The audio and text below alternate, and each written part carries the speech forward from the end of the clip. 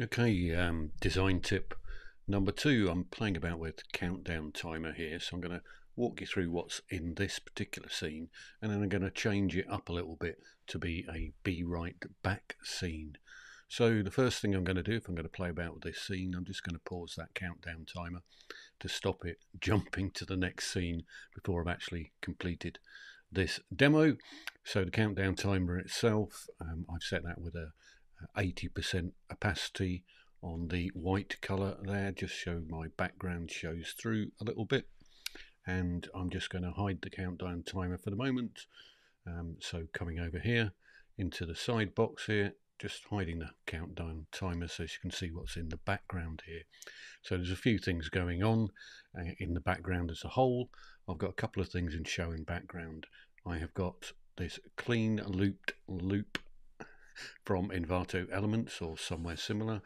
You can also create your own background movies effectively using giant tickers in Ecamm, but that's another lesson. We'll not go there at the moment. So this is just a loop from Envato Elements, and I have got that set on a mode of linear burn in this particular case, but I tend to go around and play about with the modes and see which ones work well, in particular if I go change the colours for the background, and we'll come back to do that in a minute or two. But I've got it set as an overlay so that it blends nicely with whatever my background is going to be. I've then got a white frame which I tend to put in on each of the backgrounds as well, just to make them pop for this particular show, I guess, or the particular profile. So if I turn that off, you can see that we get the overall background, and it's still got some drop shadow going on because I've got a box above this here with some drop shadow going on that box, and that's what's giving me a bit of drop shadow and a bit of glow. But if I bring that back on again, I think it just stands out a bit nicer. So if I go up to the box above it, and we'll find out that on that box it's set to overlay with a bit of shadow, and it's in white, and that's going to give me a sort of a slightly brighter color around the top edge, yet a bit of a shadow around the bottom edge down here. So that's how I achieve the sort of it standing out a little bit, which I think works very nicely. Then for the timer itself, what have I got in the background? I've actually got three circles going on. The first of which is very much the same format as the box, in that it's fill white, blend mode overlay, and a shadow on it. So that's giving me a highlight round here in white effectively, a darker shadow down the bottom here, and because it's overlay, I know it's going to blend in with the backgrounds again. So that's that one, and below it two other circles.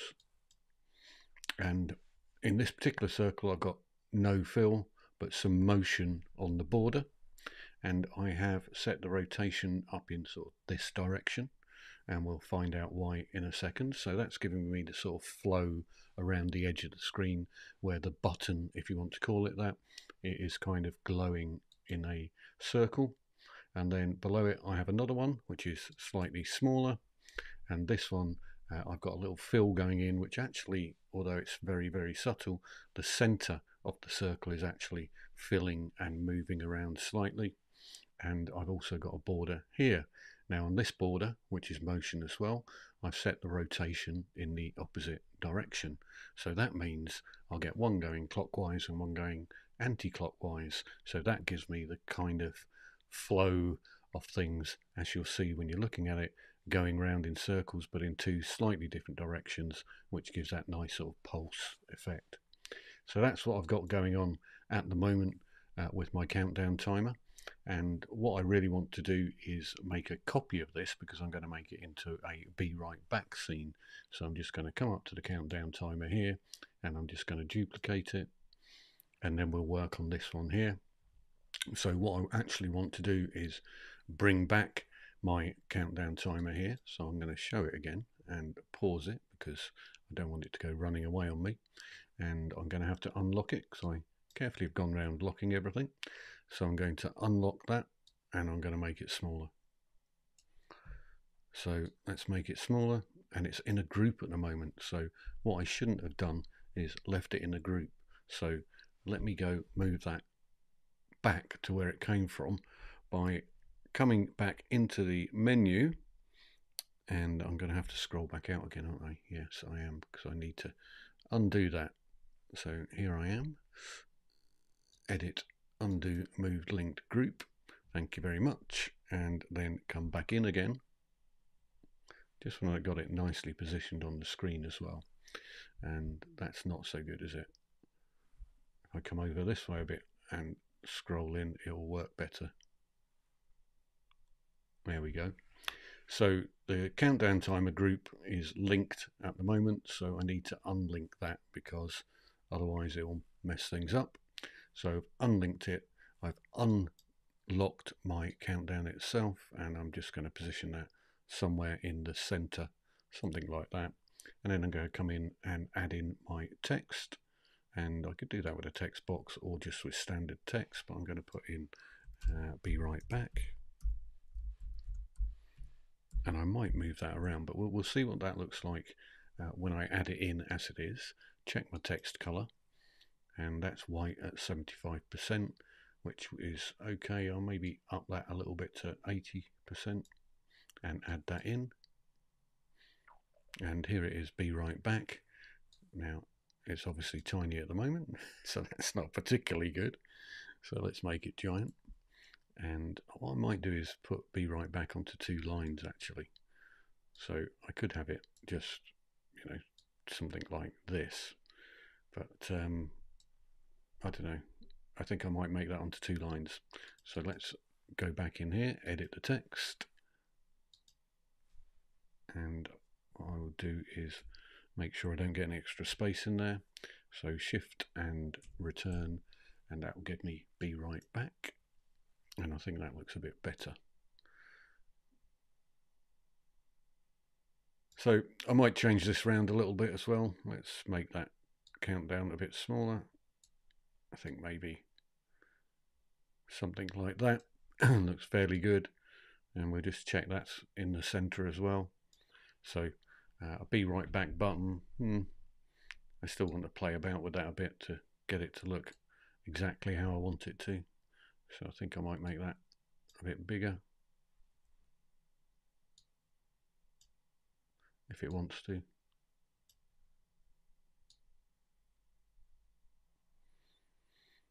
Okay, I think I'm happier with something like that.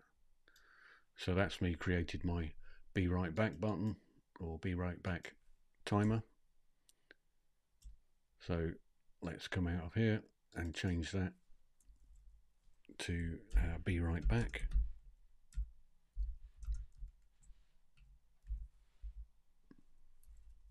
If I can spell. There's trouble reaching around my microphone here. So I've said be right back timer. Now I might have a play about with that a little bit in terms of the scene, and maybe I can leave that, well, maybe I'll do that. Let's pop that over here for a minute. Move be right back into the center, which I think looks quite neat. And what I might do is pop this into a second circle and just drop that maybe around the edge somewhere. So let's come back to my circles here. I've got a couple obviously going on. Maybe if I just take one of these ones here and make a duplicate of it. So let's just take this one that's got a motion on it. Command C, Command V. Now the other ones are locked rather, so that one's unlocked.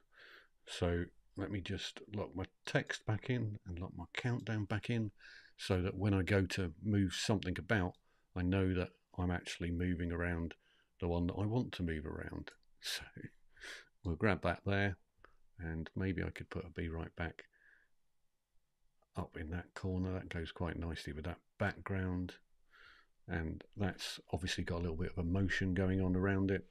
And what I might do there is duplicate that one. So we'll take that circle and we'll make a copy of that. Command C, Command V. And the top one here, I will go up to here, and I will in fact take the border to none, change the color to white, and on this one, after I change the color to white, what I'm going to do is have the blend mode as overlay. I'm going to put the shadow in, but I'm going to put the shadow in as black and reduce the opacity on the shadow just to give it a bit of a sort of glow and stand out slightly as well. And what I think I might do also is change the border width on that one. So that's now sitting up in the background there, and let's lock that circle in because that's the one that's sort of semi-white. This is the other circle, which is the other copy of the one there. I'm going to reduce that border width because I think that's going to look better, a lot smaller. So we'll just have that. That looks okay. And then we'll come and lock that circle, and we'll come back to the countdown timer and unlock the countdown timer and make it a bit smaller, and we'll just have that sitting up in the middle of that. So there we go. I think that will do us a be right back sign.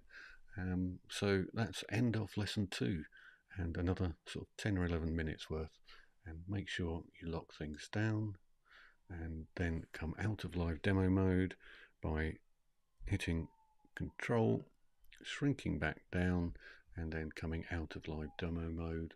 Options, live demo mode off. Now you can see the finished product for the be right back sign. I will probably tweak it up and down a little bit, but that'll be more or less what it looks like. Okay, cheerio, end of lesson 2. See you later. Okay, slight pause in the recording because I forgot to mention something which is not entirely unusual for me.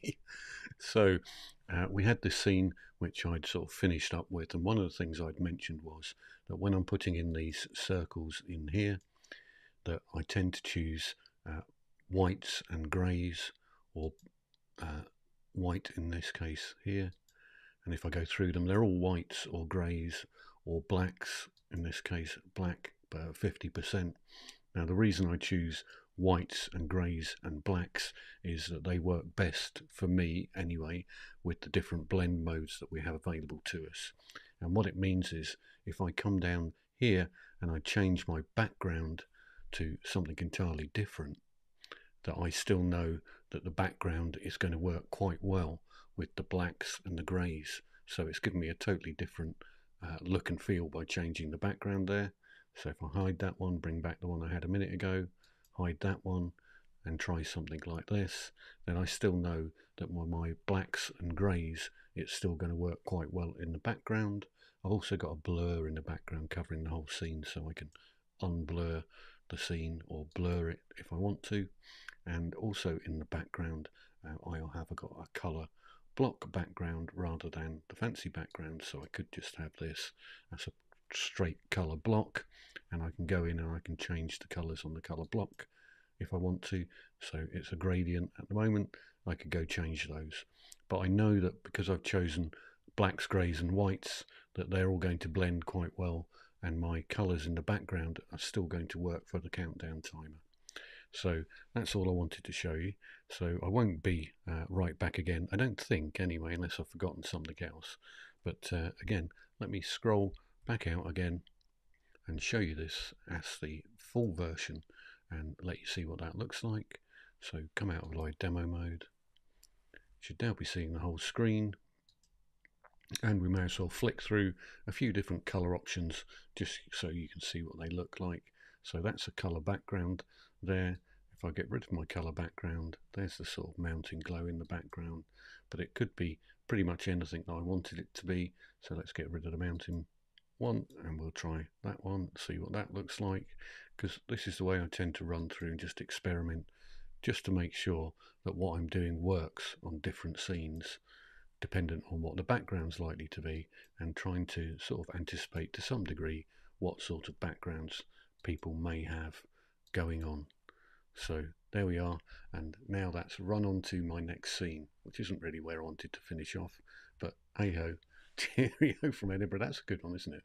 But perfect positioning of a spot right in the middle of my face. See you later, cheerio, bye.